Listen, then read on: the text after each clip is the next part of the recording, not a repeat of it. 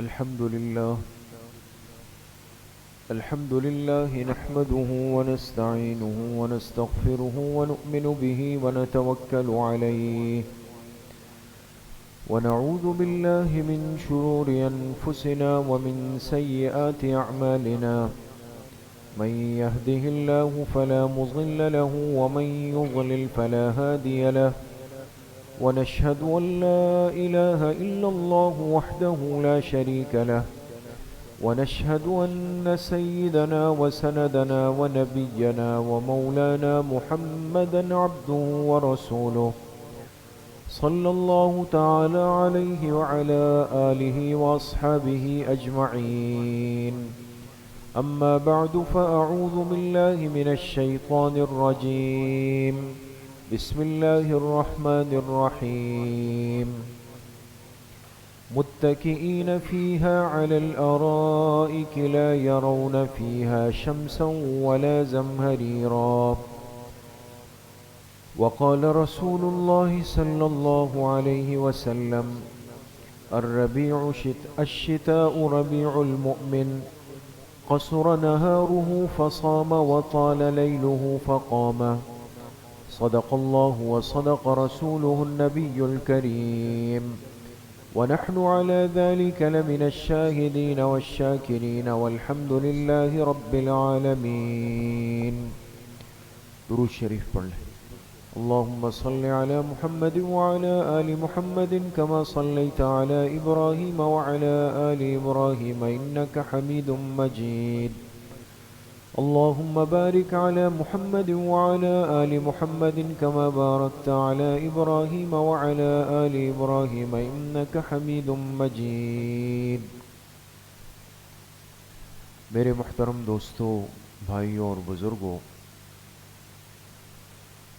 اللہ رب العزت نے اس دنیا میں جتنی چیزیں پیدا فرمائی ہیں اور ان چیزوں کے اندر جو تغیر اور جو تبدیلی ہوتی ہے، اس تبدیلی کے پیچھے کچھ اسباب ظاہری ہوتے ہیں اور کچھ اسباب اس کے باطنی ہوتے ہیں. ظاہری اسباب وہ ہوتے ہیں جو ہمیں نظر بھی آتے ہیں، سمجھ بھی آتے ہیں اور جسے ہم محسوس بھی کر سکتے ہیں. لیکن باطنی اسباب جو حقیقی اسباب ہیں، جو در حقیقت اس دنیا میں ہم سمجھ تو نہیں سکتے، لیکن اس پر ایمان اور یقین اس لیے ہے کہ اس کا سبب ہونا وہ جناب نبی کریم صلی اللہ علیہ وسلم نے احادیث میں بیان فرمایا ہے.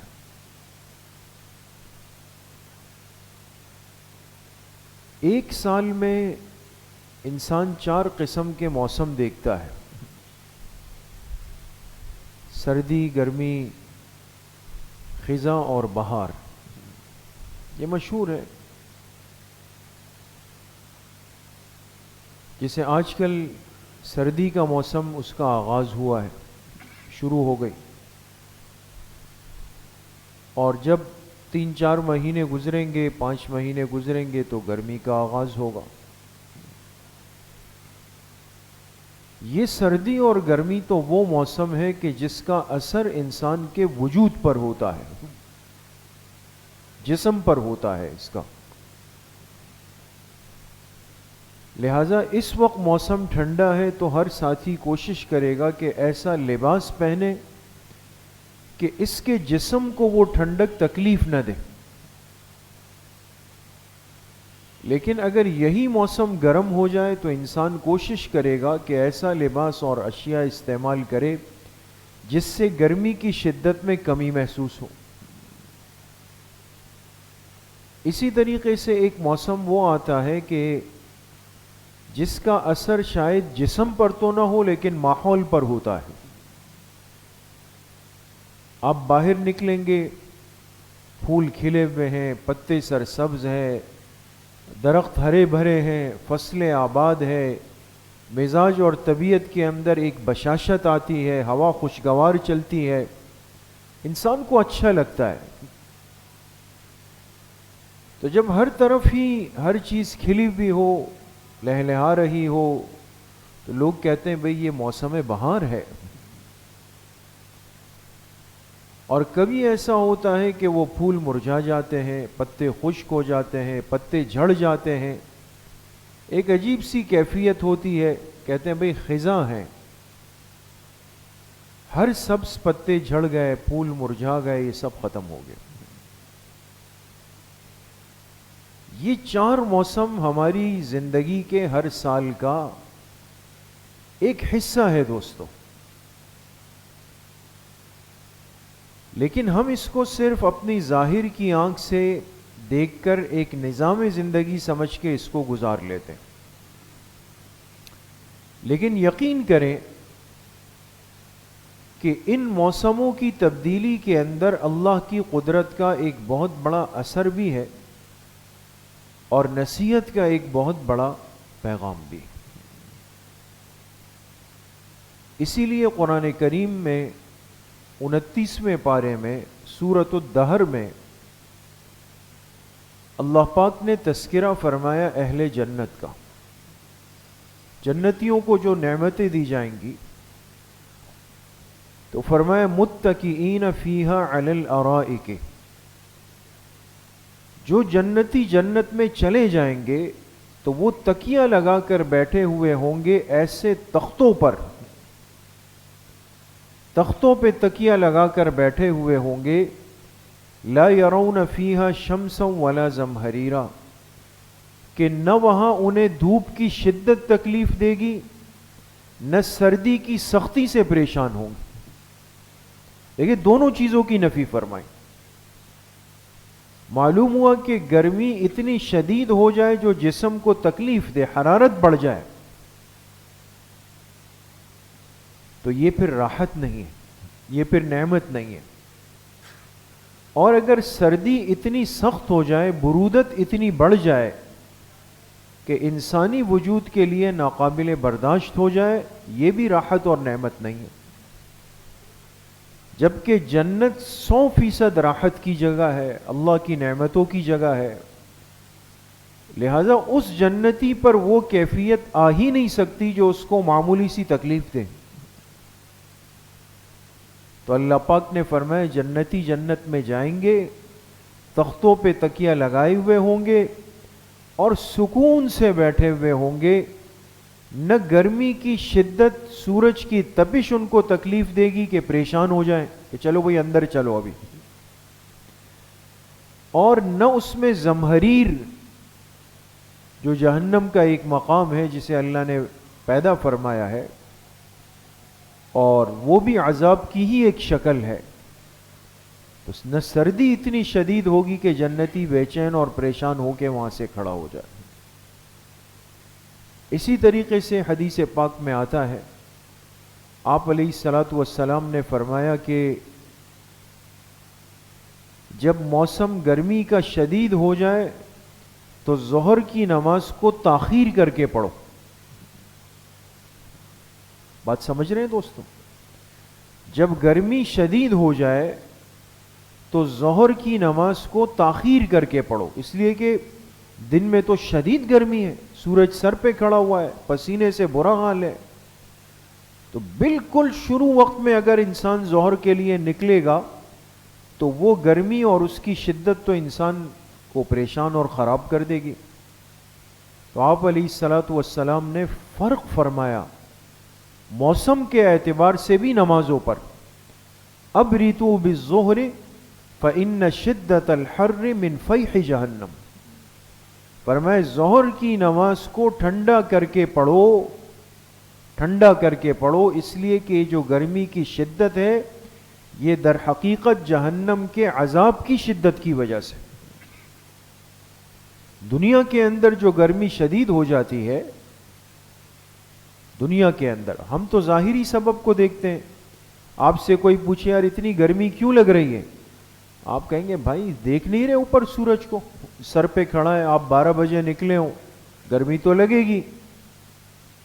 تو ہمارے سامنے تو گرمی کا سبب ظاہراً ہے، لیکن اللہ کے پاک پیغمبر فرما رہے ہیں کہ جو گرمی کی شدت ہوتی ہے من فیح جہنم، یہ در حقیقت جہنم کے عذاب کی شدت ہو جاتی ہے اور اس کا اثر دنیا پر ہوتا ہے۔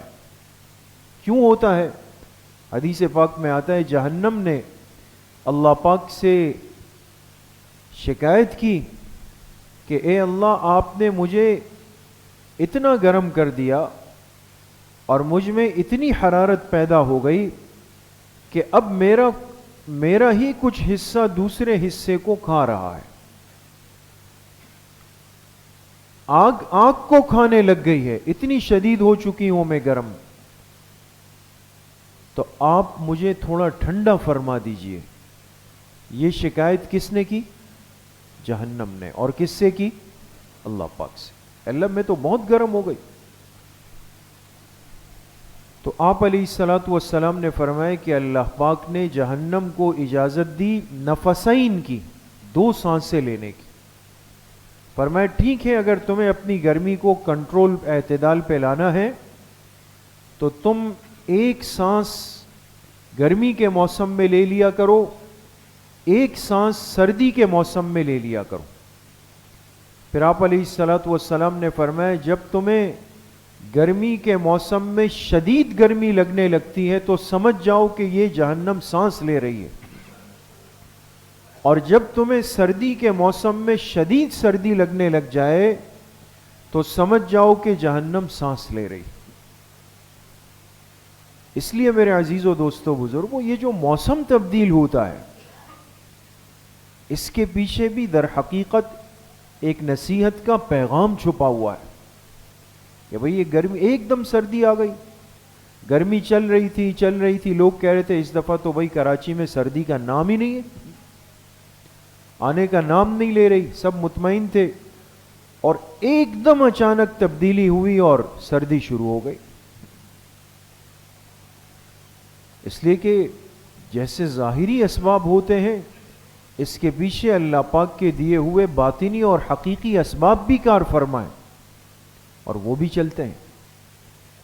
تو یہ موسم کی تبدیلی اور تغیر، گرمی کی شدت، سردی کی شدت، گرمی کا جانا، سردی کا آنا، یہ تبدیلی اور یہ تحرک یہ انسان کو آخرت میں پیش آنے والے جنت اور جہنم کے مراحل اور اس کی کیفیت اور اس کی سختی کی یاد دلاتے ہیں دوست۔ تو چونکہ سردی کے موسم کا آغاز ہے اور اس مبارک دین کے اندر موسم کے حوالے سے بھی ہمیں ہدایت دی گئی، سمجھایا گیا کہ سردی کا موسم ایمان والوں کے لیے کیا حیثیت اور کیا خصوصیت رکھتا ہے۔ اس لیے چند باتیں آج کی مجلس میں بہت توجہ کے ساتھ اور غور کے ساتھ سننے کی ہے اور سمجھنے کی۔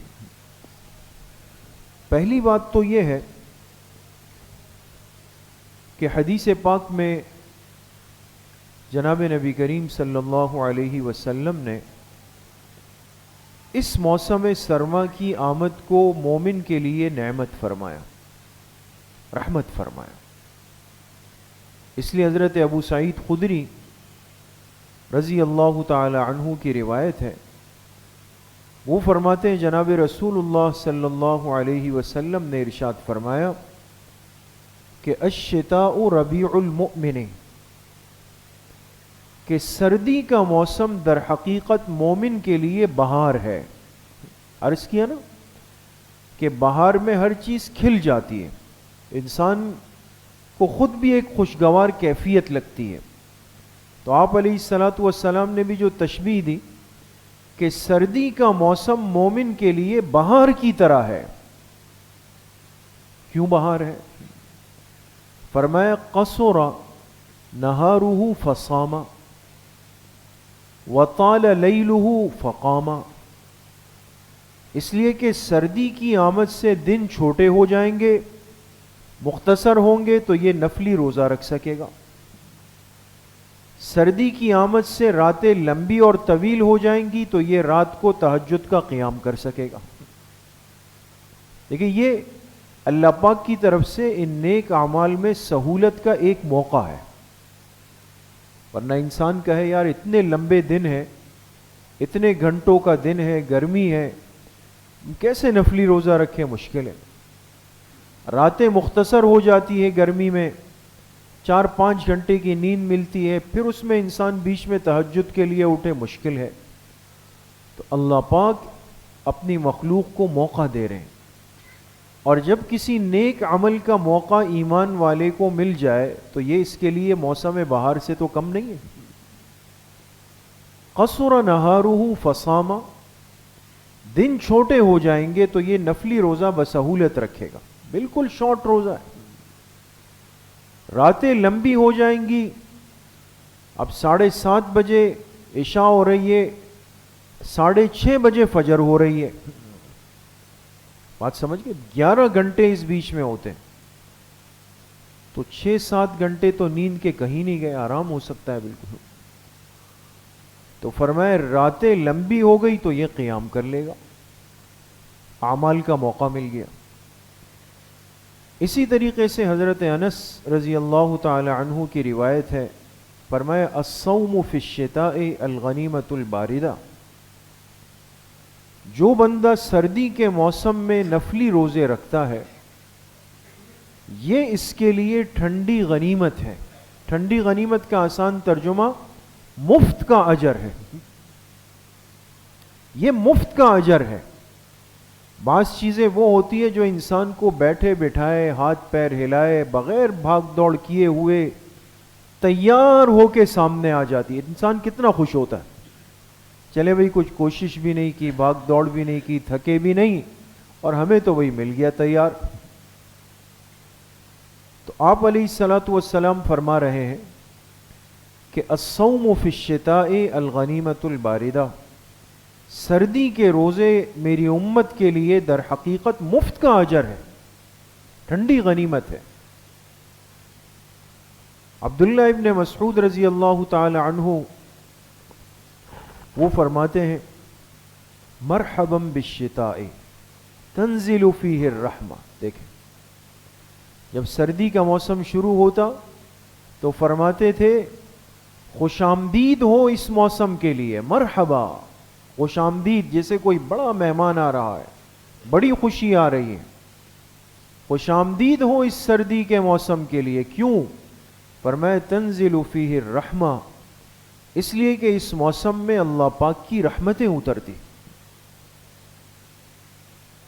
تو ہمارے لیے تو اس کی حیثیت ایک ٹھنڈک کی ہے، ایک موسم کی تبدیلی کی ہے، زیادہ سے زیادہ یہ کہ الماری کھول کر جو پیچھے گرم کپڑے اس کو آگے کرنے کی ہے، لیکن ایک ایمان والے کی نظر اس سے آگے ہے دوستو، ہمیں کچھ اور سکھایا جا رہا ہے، اس موسم کی اہمیت اور حقیقت بتائی جا رہی کہ یہ موسم مومن کے لیے تو ایک بہار ہے، ایک رحمت ہے، نیکیوں اور اجر کے کمانے کا ایک بہت آسان ذریعہ ہے جو ہاتھ آ گیا۔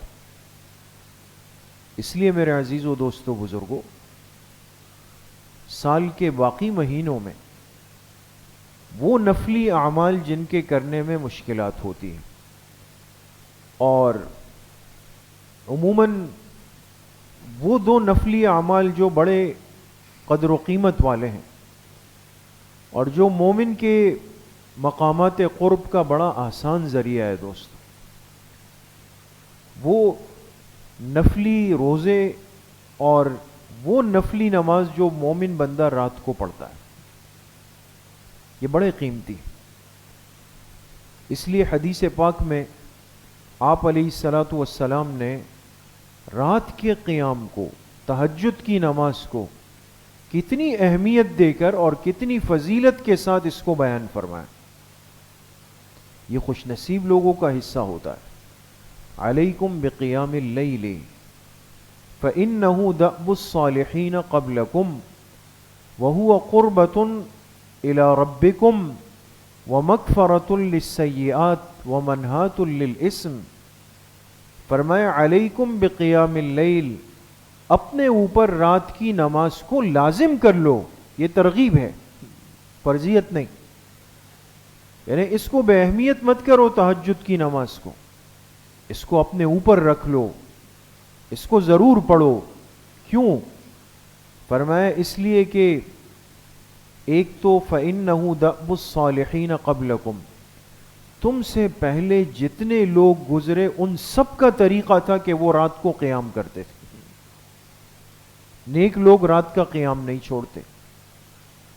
اور وَهُوَ قُرْبَةٌ إِلَىٰ رَبِّكُمْ، دوسرا بڑا فائدہ رات کے قیام اور تہجد کا، یہ تمہیں تمہارے رب سے قریب کرتا ہے، اللہ کے قرب کا ذریعہ ہے.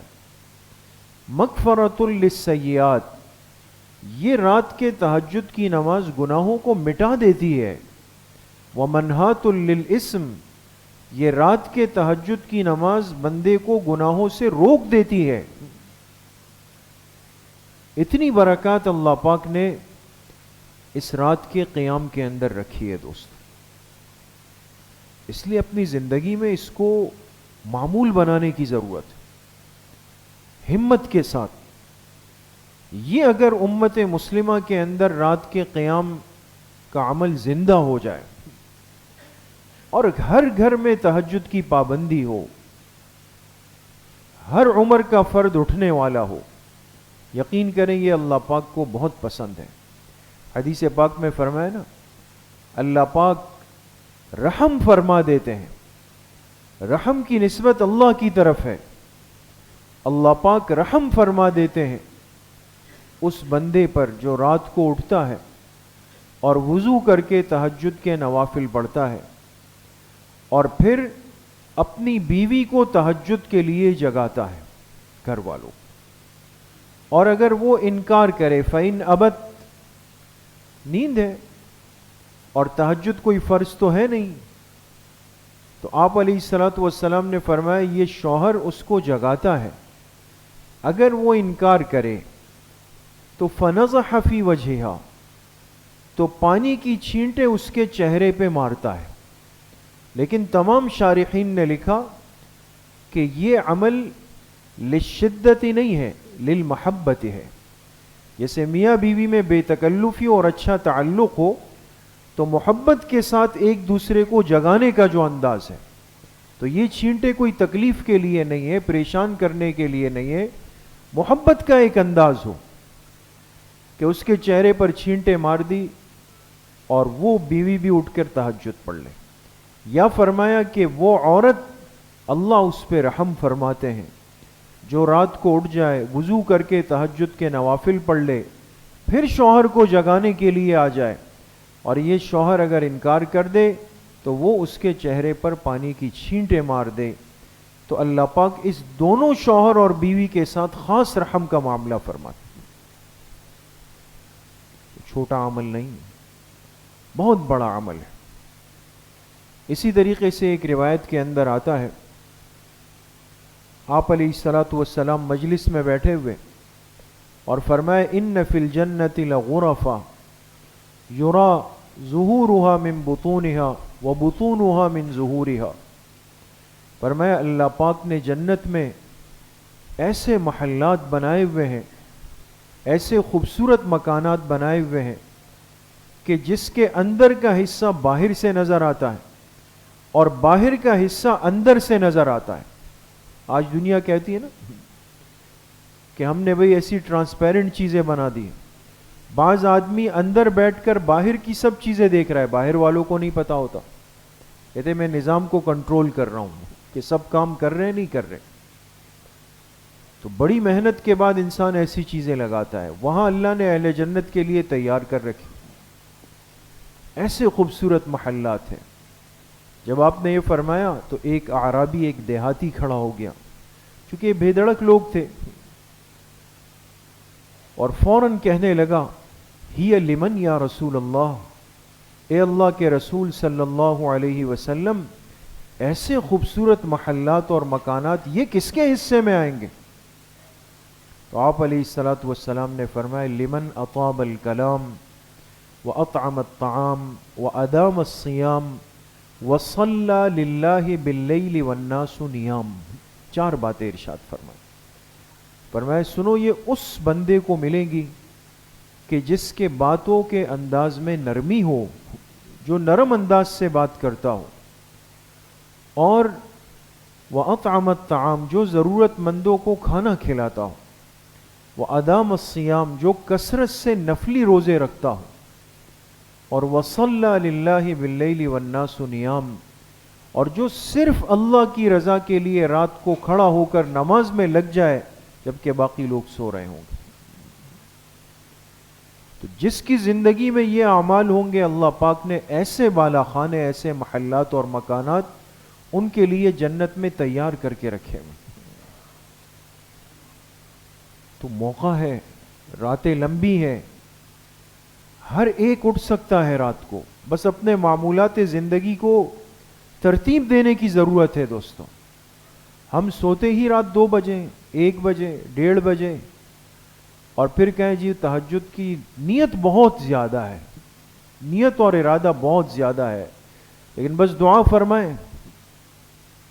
تو جب آدھی رات کا حصہ تو جاگنے میں، بیکار کاموں میں گزر گیا، تو پھر انسان 4 بجے تہجد کے لیے کیسے اٹھے گا دوست؟ 4:30 بجے کیسے اٹھے گا؟ تو زندگی کو منظم کرنے کی اشد ضرورت ہے۔ اسی طریقے سے نفلی روزے ہیں، پورے موسم میں انسان سہولت کے ساتھ جب بھی رکھ لیں، بالخصوص وہ ایام جس کے روزے ویسے ہی مسنون ہیں۔ ہر اسلامی مہینے میں کتنے روزے مسنون ہیں دوستو؟ 3، 13، 14 اور 15 ایام 20 کے روزے ہیں۔ آپ علیہ السلام نے فرمایا جو اس کا اہتمام کرے وہ پورا سال کے روزہ داروں میں شمار ہوگا۔ پیر اور جمعرات کا روزہ مسنون ہے۔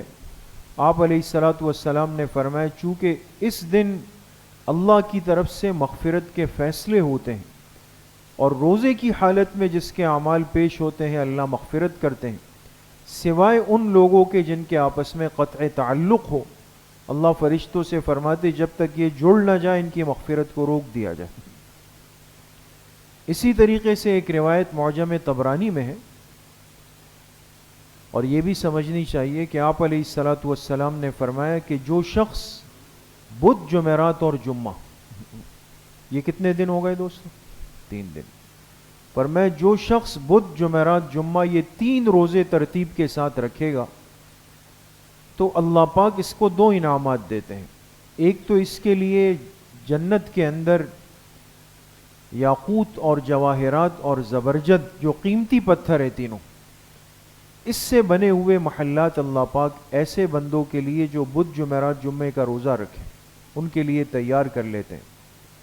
اور دوسرا انعام یہ ہوتا ہے کہ اللہ پاک ایسے بندوں کو جہنم سے بری ہونے کا پروانہ دے دیتے ہیں کہ یہ بندہ جہنم میں اب داخل نہیں ہوگا۔ تو دیکھیں یہ نفلی اعمال ہے، لیکن اللہ پاک کی رضامندی کا کتنا آسان اور مؤثر ذریعہ۔ تو بھئی ایک تو یہ موسم ایک موسم بہار ہے نیکیوں کے لیے، اجر کے کمانے کے لیے۔ اسی طریقے سے ایک اہم بات یہ ہے کہ انسان اپنی حفاظت کے اسباب بھی کرے، یہ بھی ہماری ایک شرعی ذمہ داری ہے۔ سردی آئی لیکن ہم کچھ زیادہ ہی اپنی طاقت دکھائیں، نہ گرم کپڑوں کا انتظام ہو، نہ گرم پانی کا انتظام ہو، نہ انسان موسم سے بچاؤ کی کچھ ترتیب کرے۔ بعض لوگ ہوتے ہیں نا بے احتیاط گھوم رہے ہوتے، یہ چیز ناپسندیدہ ہے دوستو۔ تو انسان سردی کے موسم میں ایسے مناسب کپڑے ضرور پہنے کہ میں کسی بھی قسم کی بیماری سے، تکلیف سے، آزمائش سے میں بچ جاؤں، یہ بھی شریعت کا ایک تقاضا اور حکم ہے۔ اور اس کے ساتھ ساتھ ایک اہم بات یہ ہے کہ چونکہ انسان کی ضروریات ہے، اب ایک بندہ کہے یار مجھے اللہ نے وسعت دی ہے، میرے پاس تو گرم لباس بھی ہے، گرم سویٹر بھی ہے، گرم جیکٹ بھی ہے، گرم موزے بھی ہیں، اپنے معاشرے میں، ماحول میں ان افراد کا بھی خیال رکھنا ہے کہ جن کے پاس یہ اسباب سردی سے بچاؤ کے اتنی سہولت سے نہیں ہے۔ یہ بھی تو ایک کام ہے نا دوستو خدمت خلق کا۔ تو انسان کہے چلے بھائی میرے پاس وسعت ہے، میں 10 آدمیوں کو گرم لباس دے سکتا ہوں، گرم پوشاک دے سکتا ہوں، اور گرم کپڑے دے سکتا ہوں، گرم چادر دے سکتا ہوں۔ اچھا نئے نہیں دے سکتا ہوں لیکن میرے پاس 2 پڑے ہوئے ہیں، ایک میرے استعمال کا ہے، ایک اضافی ہے، وہ بھی صاف ستھرا ہے، چلو وہ جا کے اپنے کسی مسلمان بھائی کو دے دی۔ تو بھئی اس موقع پر اس کمزور طبقے کا، اس مستحق طبقے کا جو اس موسم سے بچاؤ کے لیے اسباب خود اختیار نہیں کر سکتے، کمزور ہیں، اس کا بھی خیال رکھنا ہے اور پوری ترتیب اور عزت نفس کی حفاظت کے ساتھ رکھنا ہے۔ کوشش کریں گے انشاءاللہ۔ اللہ کریم مجھے بھی آپ سب کو صحیح عمل کی توفیق نصیب فرمائے۔ الحمدللہ رب العالمین والصلاة والسلام علی سیدنا